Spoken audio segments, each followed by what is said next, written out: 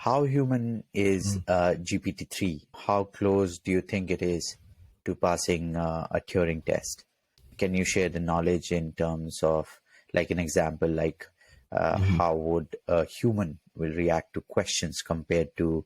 Yeah, so I mean, GPT-3, it's a great experiment. The GPT, as it, the different series and 4 and 5 and what they postulate the next generations might be able to do. Yeah. Obviously, it's going to get better and better at fooling us that it is human, but it's not. It's still just fooling us. It doesn't have its own motivations or interests, or it's not something that's running somewhere introspecting on its own thoughts. It's not something that's alive in the sense that we are alive. Or that we think that we're alive by having thoughts.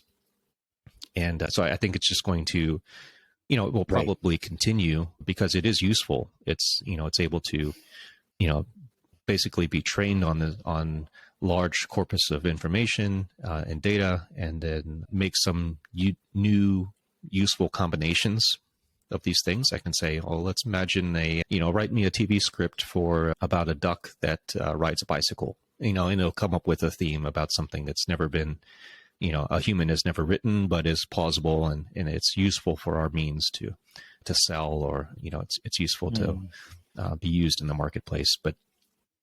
And I think, AlphaFold is another one that's useful. It's a great way to, generate new ideas on how proteins fold and can be used to generate things that are useful for humanity. So in both respects, they're useful, but it is not AGI, and I don't think it will lead to AGI. I think there are probably some useful technologies at its core with transformers and transfer learning, things like that, where the concepts, the base concepts are something that is useful, but the way it's implemented it's not really a path towards AGI.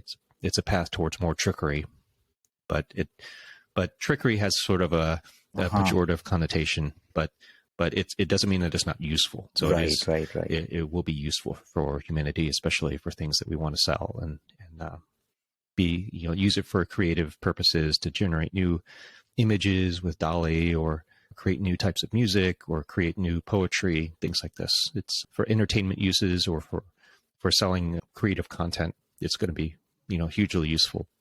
Right, great answer. So it can become a great tool. It's more of an immediate tool to use, right? And it's something that if people are interested in, they should pursue it. And I'm sure there will be more great discoveries with further iterations of GPT, as well as the spin-offs that are doing other things with language and other things with images and image generation and content creation in general.